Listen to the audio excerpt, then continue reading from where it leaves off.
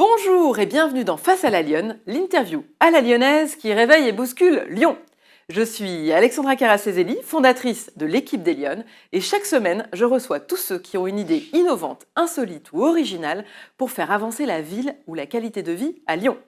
Aujourd'hui, en France, un étudiant sur 5 vit pendant ses études sous le seuil de pauvreté. Et 36% des étudiants ont déjà sauté des repas par manque d'argent. Face au constat que des centaines de milliers d'étudiants doivent choisir entre loyer et alimentation, transport et frais de santé, Marion Dolisi-Galzi décide de créer un système de parrainage solidaire de proximité. En 2021, suite à la crise Covid, cette asso-preneuse, comme elle aime à le dire, à se définir, lance un cabas pour un étudiant, une initiative citoyenne devenue aujourd'hui un réseau de solidarité nationale déployé dans 54 villes françaises. Elle vient nous en parler aujourd'hui. Bonjour Marion. Bonjour Alexandra. Bienvenue dans Face à la Lyonne. Merci. Alors vous connaissez le principe de l'émission, on commence toujours par un pitch un peu rugissant. Qu'est-ce que vous pouvez nous dire pour nous présenter un cabas pour un étudiant? Vous avez 1 minute 30, c'est à vous pour le pitch rugissant. Alors ça tombe très bien puisque nous sommes au moment où nous tournons et où nous serons diffusés en pleine rentrée universitaire, puisque nous sommes fin septembre, début octobre.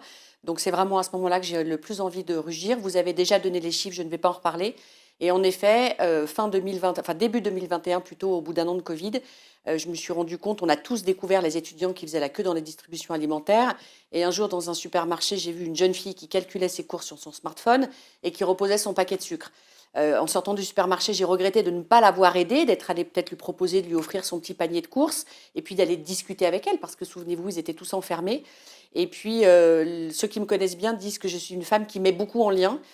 Donc à ce moment-là, je me suis dit que finalement, plutôt que de moi à vouloir aider 30, 50, 100 étudiants, ce que je n'aurais pas pu faire, l'idéal, c'était de trouver tous ceux qui avaient envie d'aider, de les mettre en face de tous ceux qui avaient besoin d'aide, et donc de créer une sorte de système de parrainage. À l'époque, j'avais une agence de communication, j'ai donc créé un formulaire en ligne pour pouvoir faire matcher, si je puis dire ainsi, les parrains-marraines, donc ceux qui avaient envie d'aider, en face d'un ou une étudiante en difficulté dans la même ville, et ça a donc démarré à Lyon. Alors, c'est quoi l'innovation concrètement? Parce qu'au-delà de marrainer, aujourd'hui, c'est devenu une association nationale. Hein, c'est ça, vous œuvrez partout en France? Absolument. Donc, concrètement, ça consiste en quoi ce parrainage? Alors, donc très concrètement, nous, notre mission est donc de se faire se rencontrer des gens qui ne se seraient pas rencontrés sans nous, d'accord? Un parrain ou une marraine, une femme comme vous, comme moi, un homme, un couple, une famille, avec un étudiant qui est venu faire ses études dans la même ville, qui viennent d'une autre ville de France ou d'un autre pays, puisqu'on accueille beaucoup d'étudiants étrangers. Et le principe, c'est que très concrètement, les parrains-marraines s'engagent sur l'année universitaire à soutenir un ou une étudiante en précarité de 2 façons. L'aide alimentaire à travers des courses que les parrains-marraines achètent et offrent à l'étudiant. Il n'y a pas de don d'argent, je précise, c'est bien le parrain ou la marraine qui paye les courses. Alors soit il les fait avec l'étudiant, c'est aussi un moyen de passer du temps ensemble au marché, au supermarché, soit il les fait lui-même sur liste ou non de l'étudiant et il lui remet. Et puis, le deuxième pilier très important, c'est le lien social, parce que ces jeunes, finalement, ils débarquent à Lyon ou dans d'autres villes, seuls, ils ont 18, 19, 20 ans, et ils se retrouvent finalement un peu livrés à eux-mêmes. Alors, certains peuvent être en contact avec leur famille, mais quand on part chez papa, maman pour aller faire ses études, et qu'on doit faire sa nourriture, sa lessive, ses courses, et qu'on est en précarité, je veux dire, il y a une charge mentale qui est assez importante. Alors, vous parliez plus d'une cinquantaine de villes, nous n'avons pas des équipes dans plus de 50 villes, mais on a déjà fait plus de 6300 parrainages, dans plus de 50 villes en France. Alors, il y a des villes dans lesquelles on n'a que quelques dizaines. Et à Lyon, bien sûr, qui est notre ville de naissance, on en a déjà fait plus de 2500. Et ça n'existait pas, ce genre d'initiative? Alors, ça n'existait pas. Ça existait de façon... il y a par exemple à Lyon une association formidable à laquelle mes parents ont appartenu pendant 20 ans, qui s'appelle Lyon International et qui met en lien des familles lyonnaises avec des étudiants internationaux, mais qui les invite une fois par mois le dimanche chez eux à manger. C'est principalement du lien social, si vous voulez. Alors, il y a le repas qui est offert, mais c'est principalement du lien social. Alors que moi, ce que j'ai voulu apporter, c'est à la fois la nourriture du corps, l'aide alimentaire, et la nourriture du cœur, avec le lien social. Parce que tout être humain, vous comme moi, comme ces étudiants, pour survivre, on a besoin de manger, de respirer, de boire, mais aussi on a besoin d'interagir. Et tout le monde s'est rendu compte, notamment avec le Covid, que sans lien social, on meurt. Enfin, je veux dire, c'est très compliqué. Donc, ça a un vrai impact sur leurs études. Et alors concrètement, les gens, ça marche, ça les incite à se rencontrer, ils vous font des retours d'expérience? Ah mais bien sûr, alors on a des témoignages tout le temps, il y en a qui nous envoient des photos. Donc la première rencontre, et ça on forme les parrains quand ils s'inscrivent, pour que tout se passe bien dans leur parrainage. La première rencontre se fait dans l'espace public pour que chacun se présente et puis explique ce qu'il est venu faire là, pourquoi, etc. Et puis, alors, il y en a qui vont marcher ensemble au supermarché, il y en a qui font des jeux de société, ils les invitent à déjeuner, des balades de la ville. C'est aussi une très bonne façon pour ces étudiants, pour ces jeunes qui ne vont peut-être pas rester dans la ville, d'avoir aussi une posture de citoyen parce qu'ils vont être beaucoup plus ancrés dans la ville en la découvrant.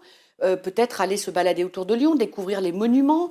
Enfin voilà, il y a absolument plein de choses à faire à Lyon et que je pense que quand on est un jeune, on va peut-être croiser quelques jeunes, peut-être avoir un peu de vie sociale et encore, je peux vous dire, c'est très limité dans le cas de la précarité.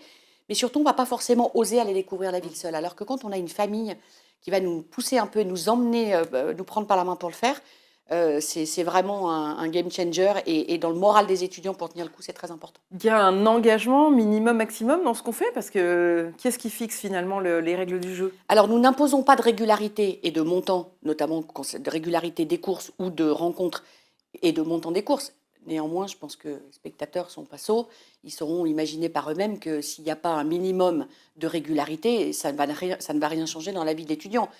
Moi, j'ai pour habitude de donner un contre-exemple en disant que si vous voyez votre étudiant qu'une fois par mois et que vous lui faites 20 € de course, il va rien se passer dans sa vie. Voilà, ça ne marchera pas, il va pas se créer. Vous savez, on a beaucoup de familles et d'étudiants qui nous racontent que ce sont des véritables amitiés qui se sont créées. On a même des étudiants qui sont en train de devenir parrains maintenant qu'ils ont un emploi. Alors, soit ils sont restés à Lyon, soit ils sont repartis dans leur ville et là, ils sont en train de devenir parrains à leur tour d'un étudiant. Ils ont envie de rendre ce que l'association leur a apporté. Et puis, beaucoup de parrains marraines d'étudiants restent en contact, même si les parrains marraines vont parrainer un autre étudiant. Et donc c'est une initiative née à Lyon, c'est ce que vous Absolument. avez dit, parce que c'était votre Je suis idée, lyonnaise. voilà. Et vous êtes en train de la déployer finalement à l'échelle nationale. Oui, alors nous avons donc l'antenne de Lyon, nous avons ouvert une antenne à Grenoble et Chambéry, Clermont et Saint-Étienne et Paris. Et nos prochaines ouvertures devraient être Lille et Marseille. Très bien, Marion, je vous propose qu'on apprenne à mieux vous connaître justement. C'est la rubrique du portrait lyonnais. Vous, dans la vie, vous êtes plutôt en mode chaton ou en mode lionne? Oh, je crois que c'est assez facile à deviner. Et pour porter un projet comme celui-ci, je suis définitivement une lionne, même si parfois on m'aimerait un peu plus chaton.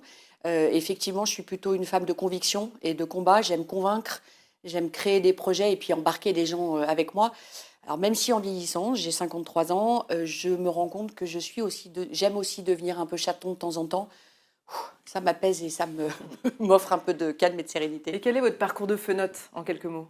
Alors moi, je suis une pure lyonnaise. Ouais. Voilà, de parents lyonnais, enfin en tout cas de maman lyonnaise, et pure lyonnaise elle également. Et voilà, j'ai un parcours assez classique. Je viens du Point du Jour, qui est un très beau quartier que j'adore et dans lequel je viens de revenir justement. C'est vraiment mon territoire. Et voilà, j'ai fait des études à la faculté, à l'université Claude Bernard. Et puis voilà, je suis un petit peu partie de Lyon.